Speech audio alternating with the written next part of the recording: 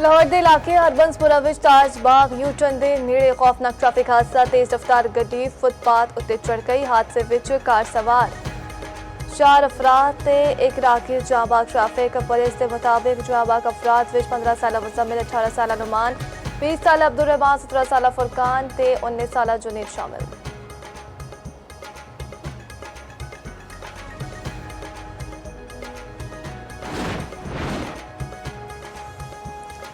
अमरीका दे नाल मुज़ाकरात दोबारा शुरू करने का फैसला हजे नहीं होया। वज़ीर खारजा बासिर अराग़ची आखदे ने कतर ते पाकिस्तान ईरान दे नाल पैगामात ते तबादला कर रहे ने। एदा मतलब बाकायदा मुज़ाकरात नहीं। दूजे पासे ईरान ने अपना हुर्मुज़ स्ट्रैटेजिक एक्शन प्लान की मंजूरी दे दी। ईरानी हुकाम के मुताबिक अमरीका ते इसराइल के जहाज हुर्मुज़ तो नहीं लंघ सकणगे। ईरानी नायब वज़ीर खारजा कासिम गरीब आबादी ने आखिया अपना हुर्मुज़ खोलना या बंद करना ईरान के इख्तियार विच रहेगा।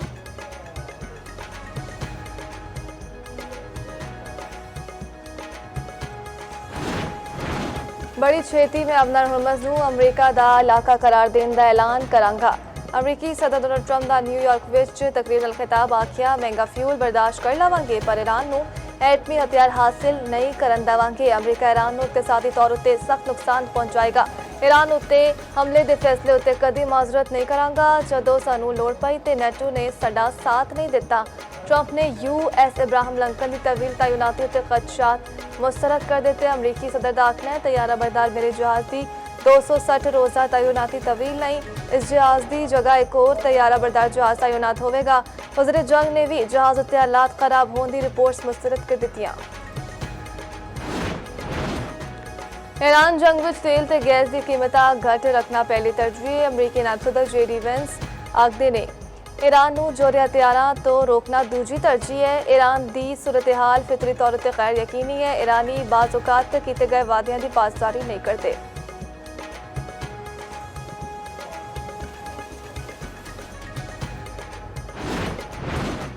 फील्ड मार्शल सैयद आसिम मुनीर दा यौम आज़ादी के मौके उत्ते साबिक फौजियां के एजाज़ विच इस्तकबालिया पाक फौज के रिटायर्ड अफसरां ते जवानां की शिरकत।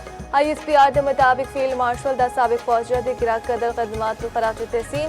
फील्ड मार्शल सैयद आसिम मुनीर ने आख्या साबिक फौजियां का कौमी इस्तकामत विच किरदार काबिल तहसीन है। बदलते सिक्योरिटी माहौल ते निबड़न विच साबिक फौजियां की रहनुमाई अहम है।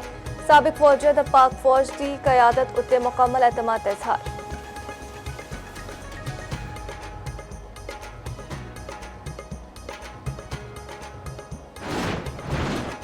कश्मीरी अवाम अज भारत के यौम आज़ादी ने यौम सियाह के तौर पर मना रहे हैं। गैर कानूनी तसल्लुत के खिलाफ एहतजाज रिकॉर्ड कराया जाएगा।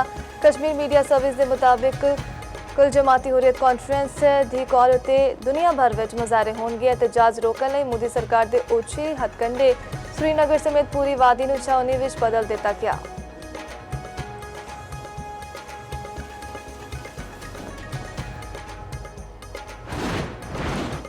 आज़ाद कश्मीर बाग दे 2 हल्कियां दे 23 पोलिंग स्टेशनों उत्ते रीपोलिंग जारी। LA 15 दे 9 ते LA 16 दे 14 पोलिंग स्टेशन शामिल। वोट पाने का अमल शाम 5 बजे तक जारी रहेगा।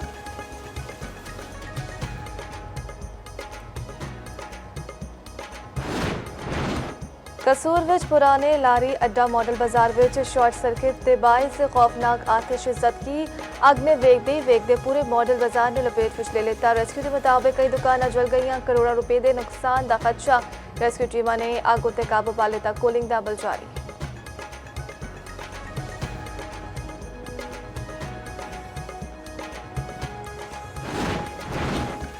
मुल्क भर विच पाकिस्तान का 79वां जश्न आज़ादी मिली जोशो जज्बे नाल मनाया गया। शहर शहर किरिया रंगारंग तकरीबात मिली नगमियां दी गूंज। दिन का आगाज तोपा की सलामी नाल होया। फजा जवाना दे नारे तकबीर ते तोपा की घन गरज नाल गूंज उठी।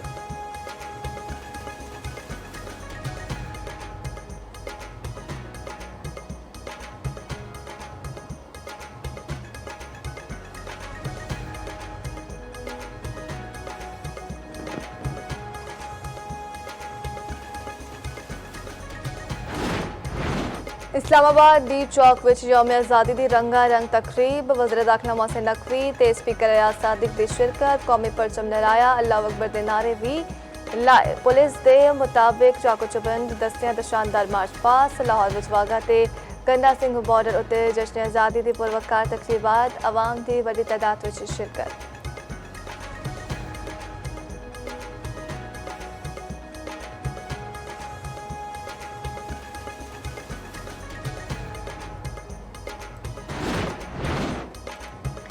वफाकी वजीर दाखिला मोहसिन नकवी दी दी चौकामत कामयाब सिटी परेड उत्ते अफसरां ते एहलकारां नूं मुबारकबाद। वजीर दाखिला दा सिटी परेड विच शिरकत उत्ते इस्लामाबाद दे शहरियां नाल भी इज़हार तशक्कुर आख्या। 14 अगस्त नूं कौमी जोशो जज्बे नाल मनाया गया। सिटी परेड नूं कामयाब बनाने विच सारियां ने दिन रात मेहनत कीती।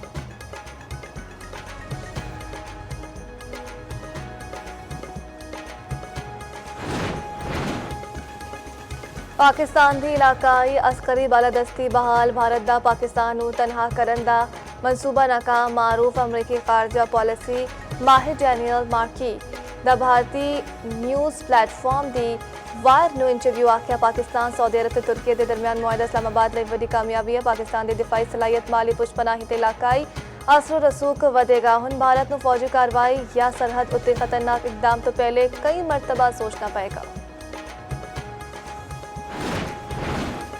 मणिपुर विच नस्ली फसादात दी नवी लहर। मोदी सरकार हालात उत्ते काबू पाने विच बुरी तरह नाकाम। भारतीय जरीदा डेक्कन क्रॉनिकल तफसीलात सामने ले आया। रिपोर्ट के मुताबिक मणिपुर दे कोंगपोकी जिला विच हमलावरां ने एक नागा पिंड दे 9 मकानां नूं अग ला दित्ती। वाकये दे बाद रियासत दे पहाड़ी इलाकिਆਂ दी विच सिक्योरिटी सूरत हालत ते तशवीश वध गई।